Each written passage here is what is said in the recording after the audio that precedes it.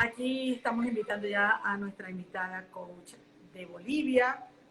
Tengo una invitada de lujo, de verdad que quiero que por favor se queden allí porque esto les va a encantar. Van a escuchar una mujer que me cautivó en un encuentro. Jesús, un abrazo, mi amor, ¿cómo estás? Estoy invitando a Solia, aquí estás. ¿Cómo estás? Muy bien, querida Laura, muy entusiasmada. Eres una mujer muy conectiva, te debo decir.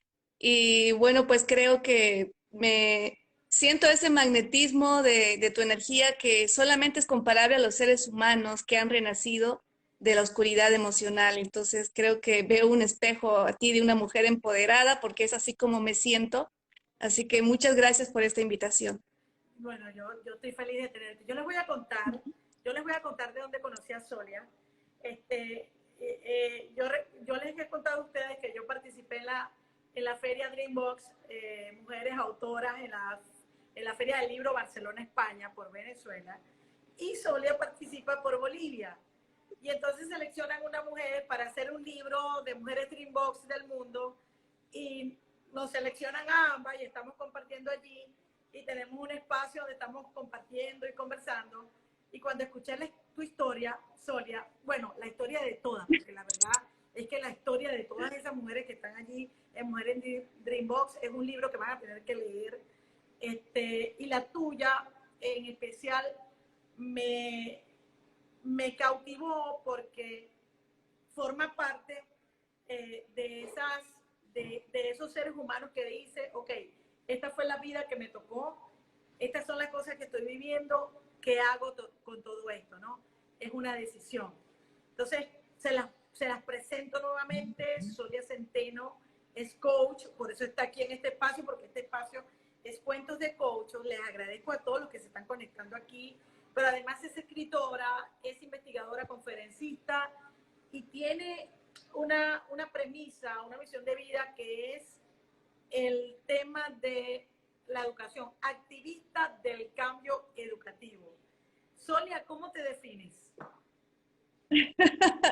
Bueno, me defino como un alma que vino a recordar lo que es aprender a amar, porque llegué con unas carencias emocionales y unas carencias de, sentimentales, con una sensibilidad en mi niñez que hizo que me conecte muy rápido con el entorno y siempre me cuestione desde niña por qué las cosas son así.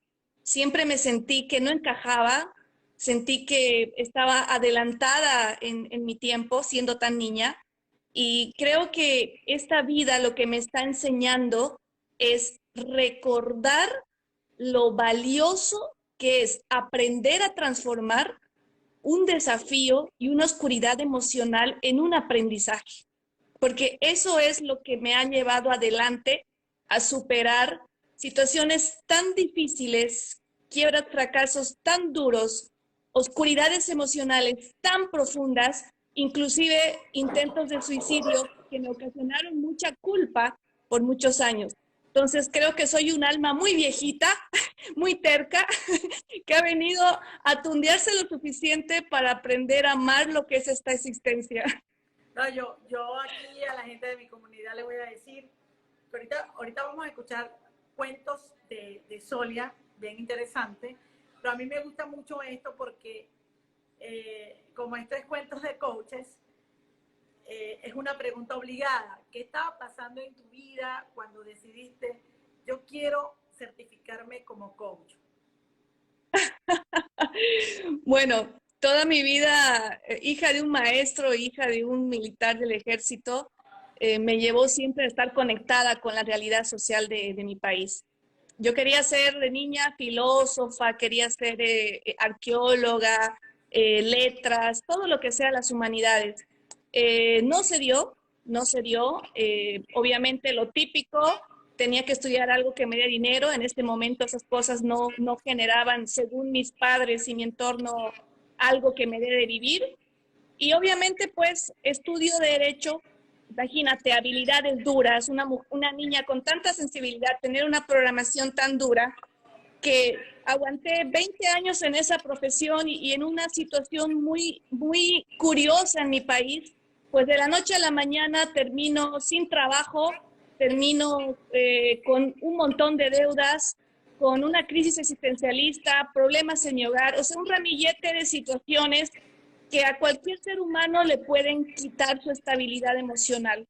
Entonces, cuando me quedo sin título, sin poder ejercer, sin poder hacer mi profesión, pues llego engañada a una presentación de un multinivel de nutrición y en ese momento vi que era más honroso para mi ego, porque era una mujer muy egocéntrica, para mi ego profesional, pues meterme en el mundo de las ventas de productos antes de estar buscando ayuda o estar haciendo cosas que no sabía hacer bien.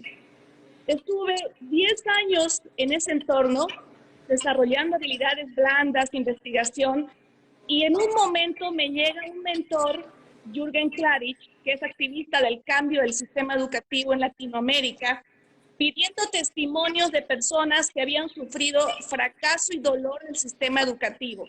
Dono mi testimonio, de ahí, tú sabes, los coaches escanean, tienen una visión de extraterrestre, ven más allá lo que uno no puede ver de sí mismo.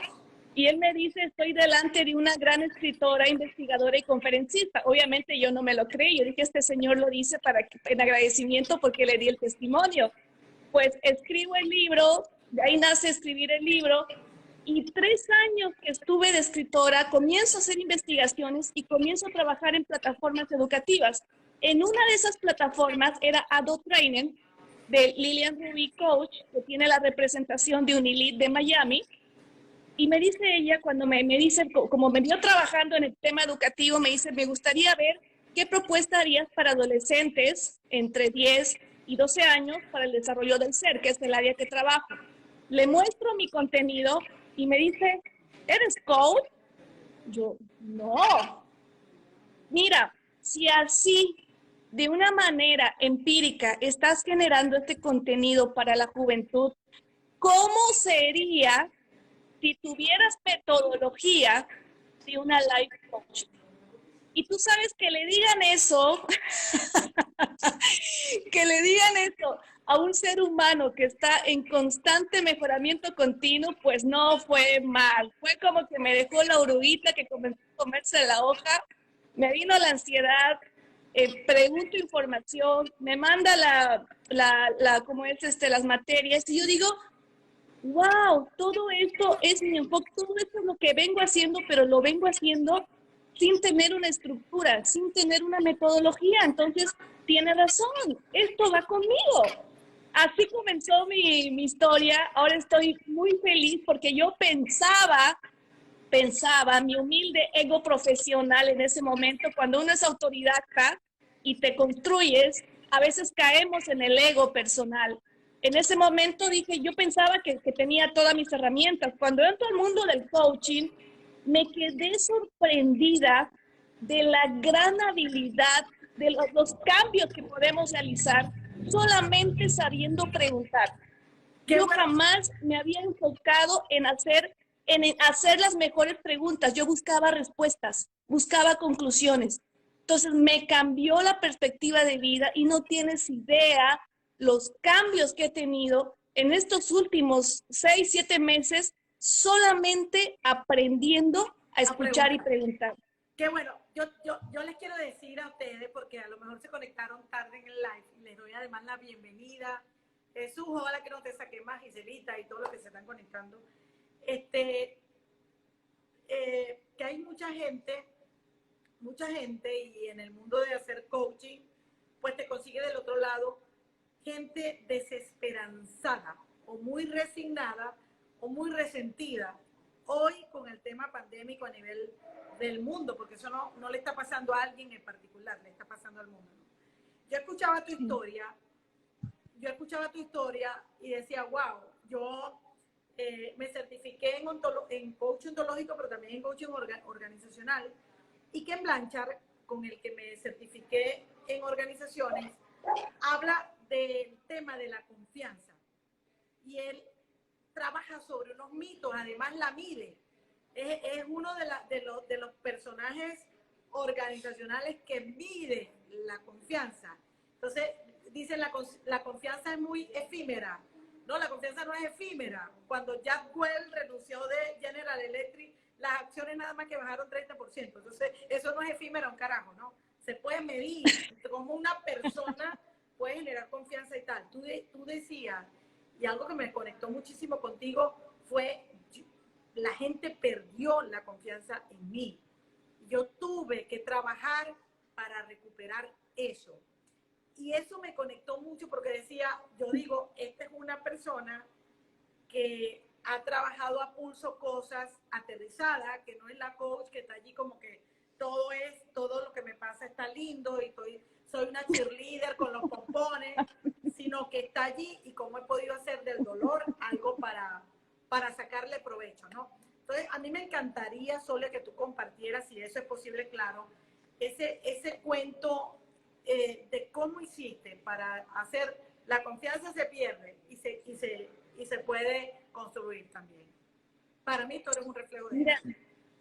Sí, la verdad que yo cuando vuelvo a esos momentos que me han llevado, te voy a ser honesta y muy franca, me ha llevado muchos años trabajar el dolor de la caída, ¿no? La culpa de haber asumido la responsabilidad de mis propias decisiones. Cuando yo estoy en esa película, en esa etapa de mi vida en que pierdo, se me vuelca un proceso judicial. Yo demandé, obviamente no puedo dar nombres ni nada por ética, pero fue una circunstancia donde yo me cansé de ser títere de un sistema. Y en ese momento decido cortar los hilos y obviamente hago una denuncia y presento mi regulación de honorarios para retirarme. Pues de la noche a la mañana, teniendo la razón, las pruebas y la verdad, para las personas que son de otros países pueden googlear los países más corruptos del mundo o que tienen más problemas de corrupción para que no se tome como algo personal y pueden encontrar mi país, Bolivia, dentro de los países con mayores crisis en ética administrativa, pública. Y obviamente estamos entre los países con mayores suicidios de mujeres y de niños. Entonces, esto les da una idea más o menos del tema emocional que se vive acá. El 83% de las personas sufren maltrato físico y psicológico. Entonces, aquí estamos llenos de un liderazgo que trabaja desde sus heridas emocionales y desde el ego, del control y del poder. Entonces, de la noche a la mañana, para hacerles el contexto de lo que pasó, en mi sistema judicial, teniendo pruebas, teniendo razón, teniendo todo, pues se me vuelca todo y termino yo, obviamente, con una contrademanda y con amenaza de mi libertad. Yo tenía dos caminos: estrellarme, pero eso implicaba esconderme, poner en riesgo a mi familia porque estaba ante un poder económico muy, muy grande, o declararme negligente profesional y renunciar a todo lo que yo demandaba que me correspondía, que con eso yo podía ordenar mi vida económica, que es lo que normalmente los profesionales materialistas que no tenemos mucho crecimiento espiritual soñamos, las cositas en orden, tu casita, tu buena vida, tu empresa y todo en paz. Entonces, yo estaba terca en lo primero, causalmente le viene un preinfarto a mi papá por la drama, crisis en mi familia, fue un contexto tan complicado que yo tenía que ser responsable con la decisión. Y en ese momento, cuando me hago la pregunta y le digo a mi alma, tienes la razón, tienes todo para ganar, pero el contexto, la realidad te está mostrando que no existen las circunstancias para que se haga justicia, puse en una balanza y me di cuenta que yo no podía cargar con el dolor de perder a mi papá, perder mi familia y tantas cosas. Y obviamente opté por declararme negligente profesional y firmar un contrato deshonroso donde yo estaba renunciando para la conciliación y perderlo todo. Entonces, esta historia se las comparto, es muy íntima, muy personal, me llevó muchos años sanar el dolor. Me creó fue como morir en vida en ese momento. Porque yo sentí que el sistema por el cual yo había luchado, había peleado, había defendido le había entregado 20 años, ¿qué 20? Tenía 35 años en ese momento, ahorita tengo 47. 35 años desde que nací, era mi estructura, eran mis huesos. Entonces, de la noche a la mañana sentí que se me desarmó todo. Y ahí solamente vi que contaba con el abrazo de mi esposo, el abrazo de mis hijos y el abrazo de mis padres y de mis hermanas. Fue la lección más grande de toda mi vida, porque ahí me di cuenta que aunque estaba quebrada, sin dinero, sin dignidad profesional, acusada injustamente, apuntada con el dedo en la calle, perdiendo vida social porque era una mujer muy socialera, que tenía una vida y andaba en un mundo muy banal, pese a que lo disfruté en ese momento, pero me di cuenta que eso no contaba y los amigos no estaban ahí. No, las personas que me abrazaban en ese momento, que yo de tantas fiestas y eventos, no estaban ahí. Fue en ese momento que creo que recién conocí lo que es la resignación, la humildad y aferrarme a lo único que tenía en ese momento, que era mi dignidad como ser humano.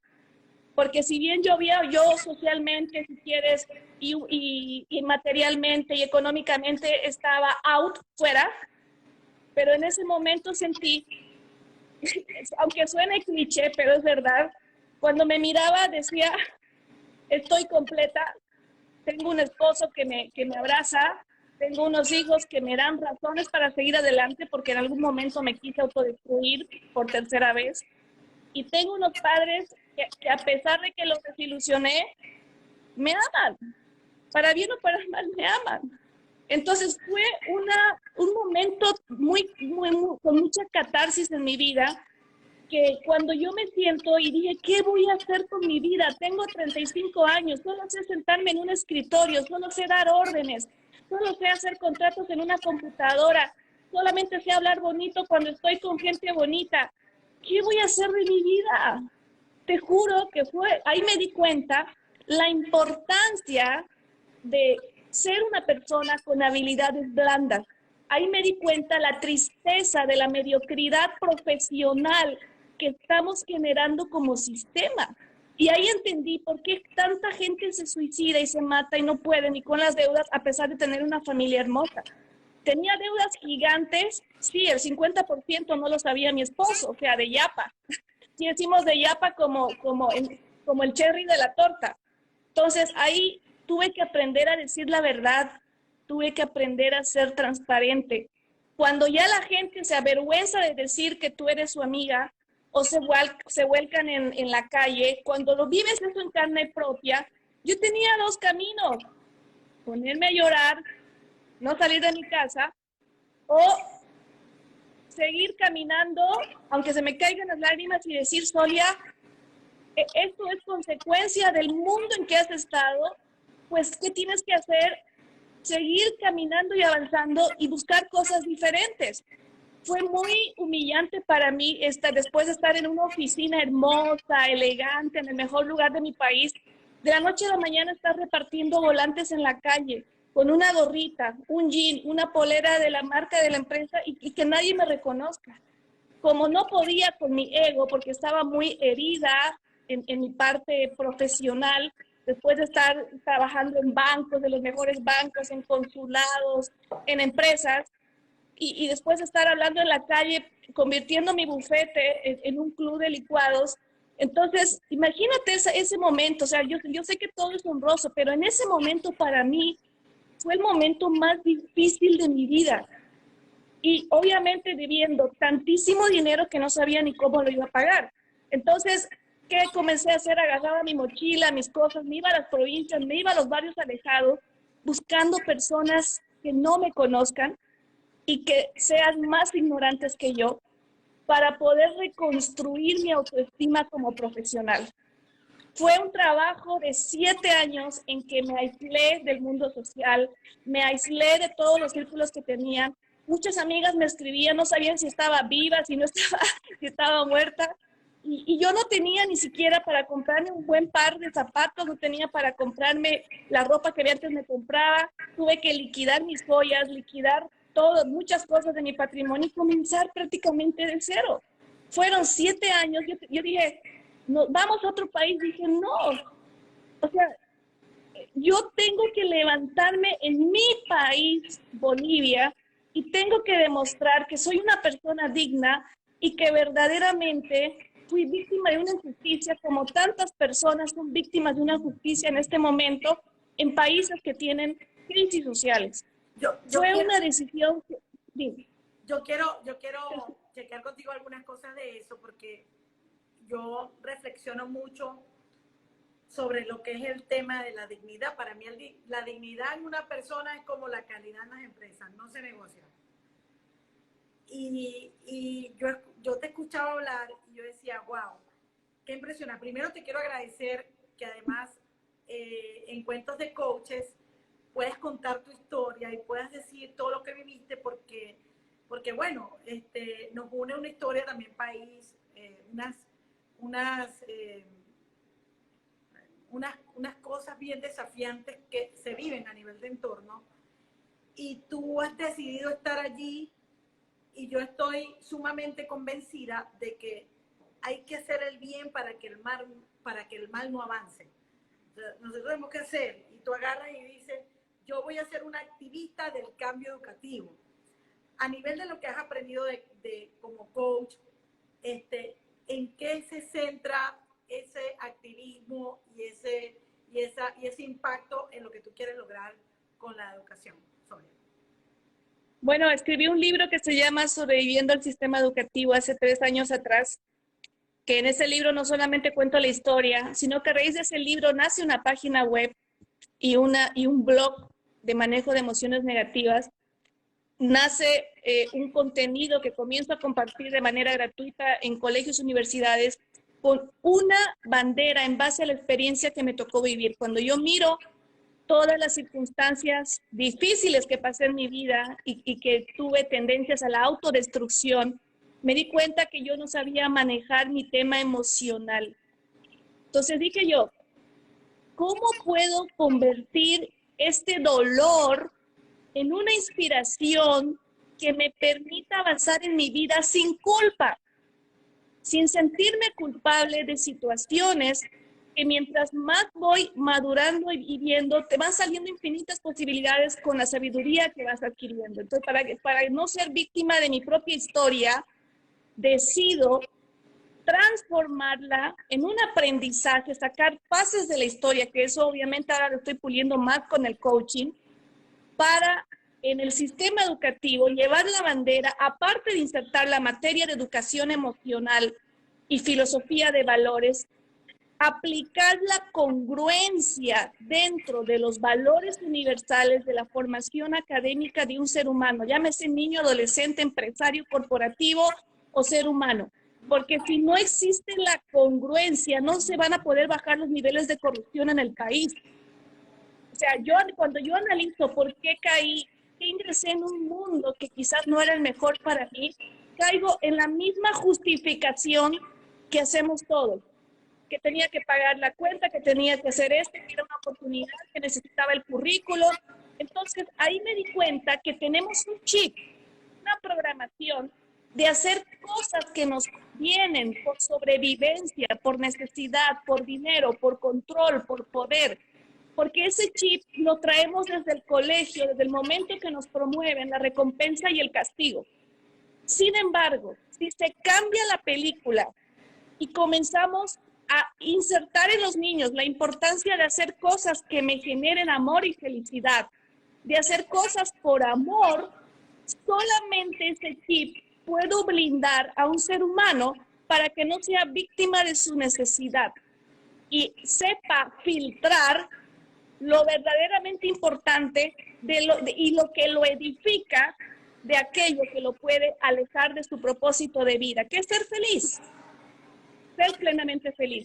Entonces, cuando soy consciente de ese pequeño detalle que puede hacer la diferencia, decido explotar mi historia, perder el miedo, y eso me dio fuerzas para vencer los perjuicios sociales y comenzar a contar mi historia tal cual, sin filtro, porque es una manera indirecta de denunciar el peligro de duplicar un sistema incongruente, porque pueden haber más historias como la mía, y no creo que ningún padre quiera inspirarse sabiendo que su hijo va a esperar más de 40 años de caída, dolor, fracaso y errores, solo porque fue víctima de su propio egoísmo.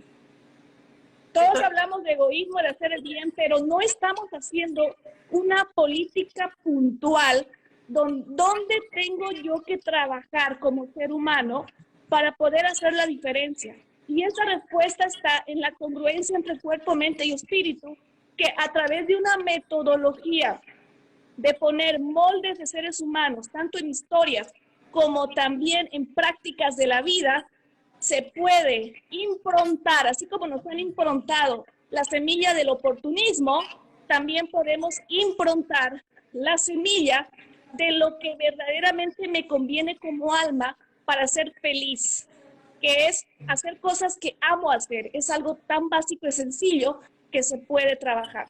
Eso me encanta porque además yo creo que uno de las cosas a nivel de educación es que a veces, yo escucho a veces padres en las reuniones decir, bueno, que estudie algo que te dé dinero, que no, y es la palabra, ¿no? Que estudia algo que te haga feliz, en lo que tú sientas que tus talentos están puestos a disposición del mundo para generar excelencia en las operaciones, para generar mejor comunidad, mejor país. No, estudia algo, ay, eso no da dinero, eso sí da dinero, eso sí da.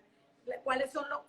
Y además otras creencias que están puestas como que la política es de sucios. Entonces, si la política es de sucios, se la han dejado a los sucios. Y es lo que pasa también a nivel de su país.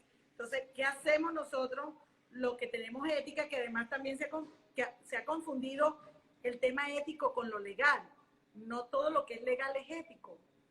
Entonces, hay que poner a pensar eso, ¿no? Y yo soy mujer y no voy a decir respeto o estoy de acuerdo porque no es el tema de disertación en este momento.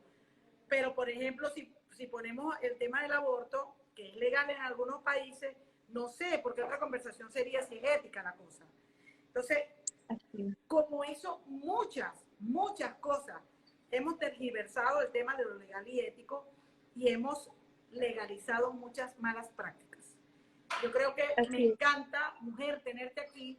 Yo te voy a mostrar algo, Solia, mira esto. Y estas son preguntas que la gente deja en las historias de Instagram, porque yo le dije, hay una persona que para mí habla del tema de la confianza, de cómo se construye y hacen preguntas. Yo tengo que hacerte las preguntas que la gente dio antes que se termine este live, porque si no, no me van a parar cuando yo vuelva a preguntar allí, ¿no? Además que hay, por ejemplo, esta pregunta me gusta mucho, que está muy en consonancia con el tema de ¿qué atributos consideras tú debe tener una persona que genere confianza? Tiene que ser una persona que respete su palabra. Lo único que nos conecta en la parte de las relaciones humanas es la palabra, porque si yo me callo, no genero ningún compromiso contigo. Pero si yo te digo, Laura, voy a estar el viernes contigo acompañándote y genero confianza o un pedacito de confianza. En la siguiente, Solia, tal, perfecto, cuenta conmigo. El hábito de la consecuencia de cumplir mis actos y palabras va a generar confianza. Por eso es que yo tuve que esperar mucho. Yo era consciente de tener, para reconstruir mi reputación y mi imagen profesional, yo tenía que comprender que no era de la noche a la mañana. Era muchas veces es un proceso. ¿Cómo saber qué tiempo va a ser? Dependiendo de la cantidad de dolor que has ocasionado con tus actos. Que hay mucha te vas gente a dar cuenta. que tal vez no mide eso, lo que tú acabas de decir. Laura, voy a estar el viernes y las consecuencias de no estar. Pero hay gente que hace promesas criminales. Promesas criminales son esas que yo de entrada sé que no voy a cumplir, pero las hago. Entonces, por ejemplo, vente al asado a mi casa y yo sé que no voy a ir.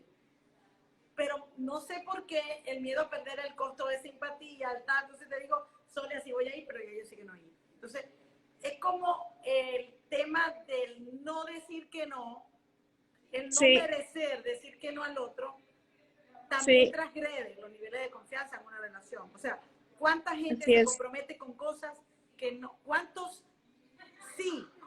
Yo lo veo así, ¿no? ¿Cuántos sí? dice una persona queriendo decir que no? Exacto. Mira, para mí lo básico es la palabra, es lo único que te identifica. Tu palabra tiene que convertirse en realidad. Si eres una persona que habla mucho y no ejecuta, entonces no eres digna de confianza. Muy bien. Y con ese tema, que ahorita todo el mundo es, si no eres un emprendedor, eres un fracasado, o si no tienes un negocio a los 20 años, ya no eres multimillonario a los 25, o un youtuber famoso. Entonces, bueno, todo ese tipo de cosas que aparece. Yo digo, ¿dónde está la marca empleado? O sea, ¿dónde está la marca empleado? Una persona que está ayudando a tener éxito en una organización y que a través de hacerlo está siendo exitosa en sí mismo, porque ha podido probar sus talentos, porque ha sido considerado, porque, bueno, por muchas razones. Y ese tema de la confianza en la coordinación de acciones es tan importante, ¿no? Cuando yo, como ejemplo, como líder, te puedo decir, acompáñame a lograr estos objetivos, y está un equipo ahí, y muchas de las cosas comunes con las que yo me consigo es que si yo no lo hago no va a quedar bien.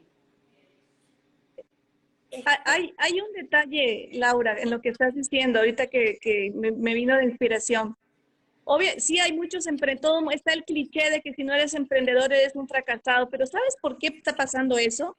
Porque el emprendedor grita a los cuatro vientos su estatus. Sin embargo, no se le ha educado, no sé si valdrá el término, no se ha inspirado al empleado a ser orgullosos de su rol, porque estamos rodeados de una gran cantidad de empresarios que los hacen sentir utilizados. Esa es la realidad.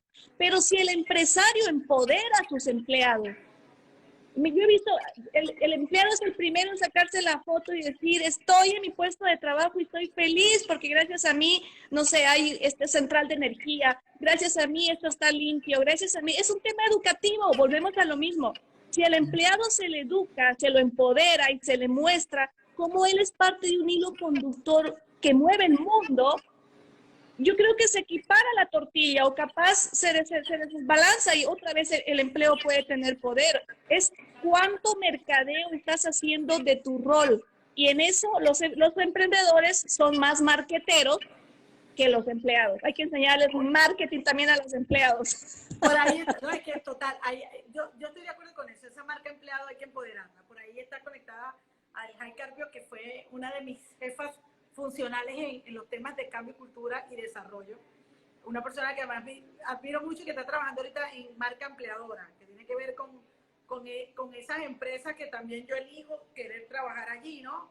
Y que es maravilloso. A ver, ¿cómo el coaching a ti te ha ayudado a poder potenciar eso que estás haciendo hoy para ayudar a jóvenes, para ayudar a través de la lectura? Tú decías, me ayudó a hacer preguntas poderosas, me ayudó a reinventarme el tema de las preguntas. Pero, ¿cómo más te ha ayudado a ser más efectiva, Sonia? Bueno, claridad. Al tener claridad en mi propósito de vida, porque reafirmé muchas cosas, me permite mis objetivos tenerlos más claros. Antes del coaching, yo tenía 10 focos, obviamente, un camino con 10 focos. Después del coaching, aprendí las prioridades y aprendí a ser más detallista en mi planificación. Hoy tengo mi mapa donde tengo lo que voy a hacer en los próximos 5 años, más determinada, con meses, con fechas, que eso sin coaching es muy difícil, se los digo por experiencia. Yo antes tenía mis mapitas, pero eran mapas genéricos, sin fecha, porque ni yo misma estaba segura, sabía que lo iba a hacer ese año o ese primer semestre, hablaba yo de planes de 90 días. Hoy con el coaching puedo ser determinante en los plazos y algo muy importante en mis relaciones humanas, en la comunicación. Tengo más autoconfianza, porque antes hacía mis preguntas, pero después decía y replanteaba demasiado, porque seguía indagando. Ahora es a la inversa. Ese proceso de indagación, como ya tengo más claridad, se acortó y es más fácil para mí tener esa intuición, esa determinación para ser más puntual y provocar más resultado. ¿Cuál es el resultado? provocar la respuesta en la persona. Antes yo hacía preguntas y la persona me decía, dame tiempo para pensar, porque mis preguntas no eran tan determinantes. Hoy en día las personas a veces se sorprenden y dicen como, tengo ganas de decirte esto. Yo, bien, eso está saliendo de ti. Es ahí donde veo el resultado. En mi comunicación y en mis relaciones humanas está fluyendo y cuando todo fluye los resultados son más rápidos. ¿Qué fue lo que más, yo te digo siempre cuando empezaste a hacer tu certificación de coaching y empezaste a experimentar el proceso como tal, que me imagino fuiste observada para poder certificarte, ¿eso te pareció muy fácil? ¿Qué fue lo que más te costó del proceso? Me costó las sesiones del coaching. Yo no sé, yo pensé que iba a entrar a estudiar cuando estoy frente a frente a la coach y comienzo a... No me dijeron que esto... que me muestre mi espejo fue la parte más difícil, porque hasta ese momento me había una autodidacta, a veces sin darse cuenta, fortalece en cierta parte su ego, porque te acostumbras a no preguntar y te acostumbras a decidir solo. Cuando estuve frente a mi coach, fue para mí muy duro darme cuenta que estaba volviendo a fortalecer mi ego. Y eso fue un descubrimiento impactante, casi doloroso, porque yo pensaba que estaba bien. Yo juraba que estaba en mi mejor momento. Y darme cuenta que estaba a punto de volver a repetir el cassette, el review, yo soy de la época del cassette, o sea, me asusté y dije, oh my God, cuán importante es esta metodología para mantener mi constante mejora como ser humano y no repetir la historia. Ahí entendí por qué venía repitiendo la historia, porque no tenía una mentoría y una metodología que me permita que las caídas sean para crecer, no para volver atrás. ¿A qué tipo de gente, a quién no le harías tu coaching nunca?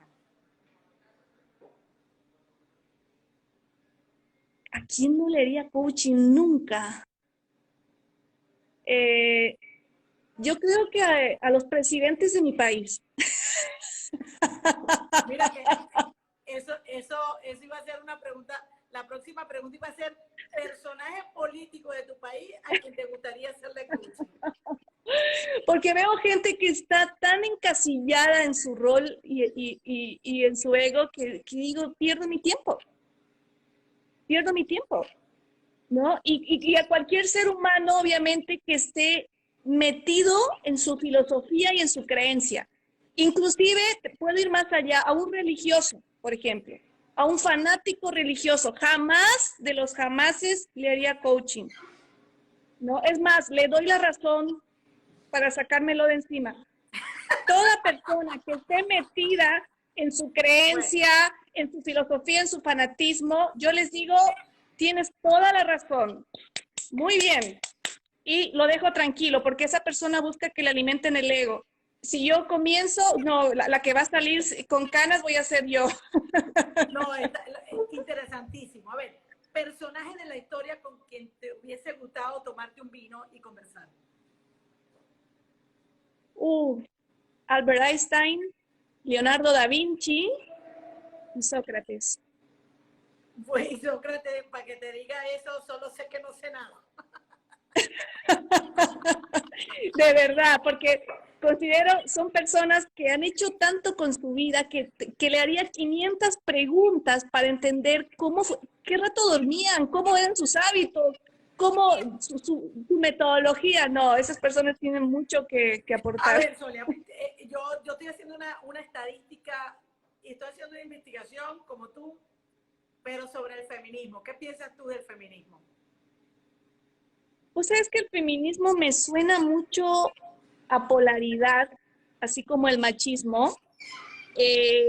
La verdad que me gusta empoderar a las mujeres, como me gusta empoderar a todo ser humano, pero feminismo como feminismo, yo creo que así como el machismo, se pueden... es como que siento que no son necesarios, ¿me entiendes? Son consecuencia de personas que no han sabido hacer respetar su espacio por sí mismos.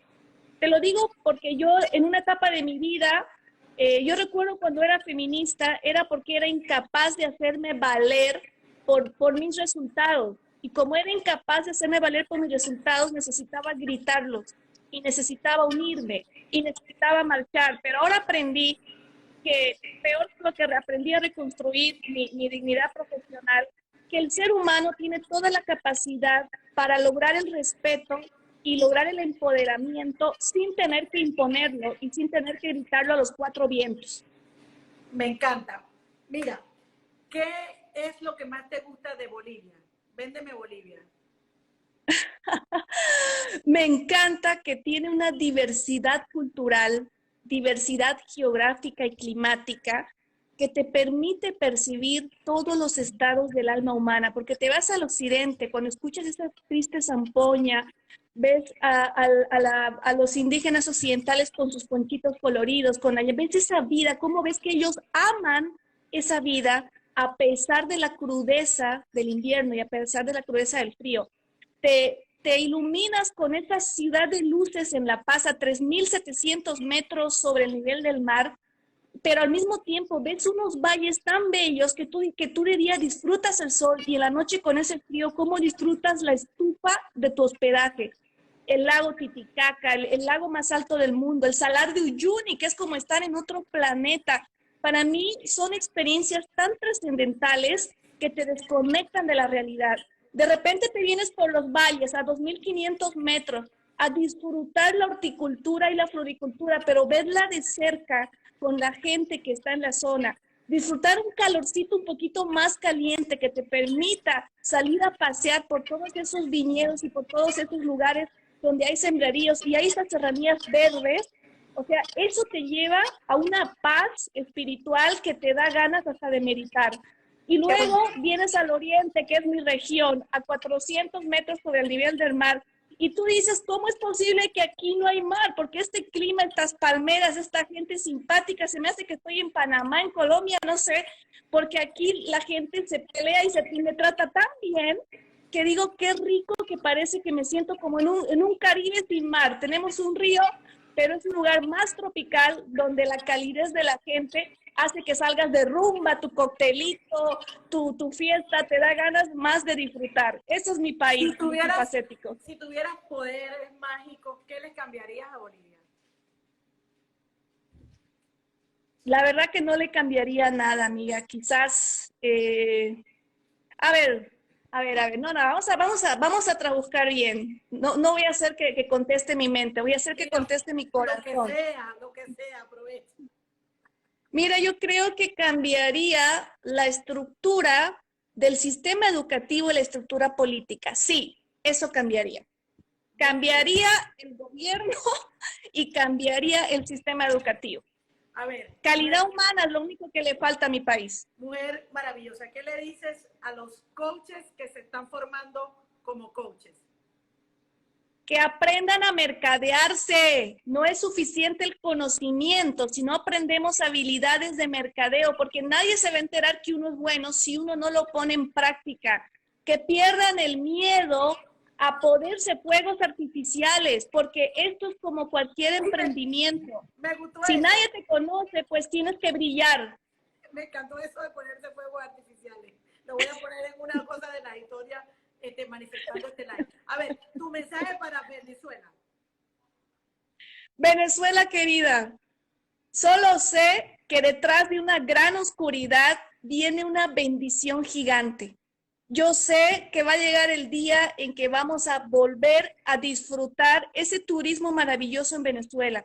A pesar de la destrucción, los momentos más mágicos de la humanidad han llegado luego de una época oscura. Así que Venezuela, ya falta poco, ya te va a tocar. Resiste porque ya se viene la liberación. Me encantó tenerte aquí, no va a ser la primera porque además eres una mujer maravillosa. Me conecté contigo desde escucharte allí. En Mujeres Inbox vamos a compartir, vamos a estar juntas, vamos a compartir un libro, vamos a salir en un libro que se va a pasear por el mundo, espero que sea un bestseller, yo sé que sí, y me honra mucho estar en un libro contigo, con mujeres como tú, de verdad que sí. Yo estoy feliz, uno de mis sueños es conocer tu país desde hace muchos años, y creo que ahora tengo más razones para fortalecer ese sueño, porque sé que hay mujeres valientes como tú que a pesar de la realidad están construyendo un sueño dentro de su propio país. Así que muchas felicidades para ti, Laura. Gracias, mi amor.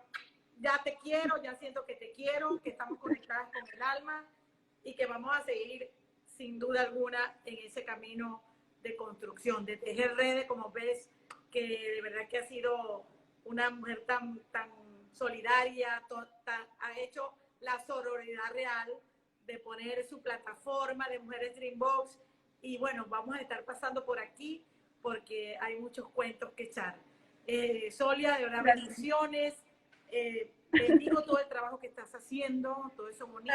Gracias. Yo siento que así es que se Gracias. hace familia, que se construye comunidad y que se construye país. Muchísimas gracias por estar en este espacio Cuentos de Coaches con Solia Centeno, Coach Life de Bolivia.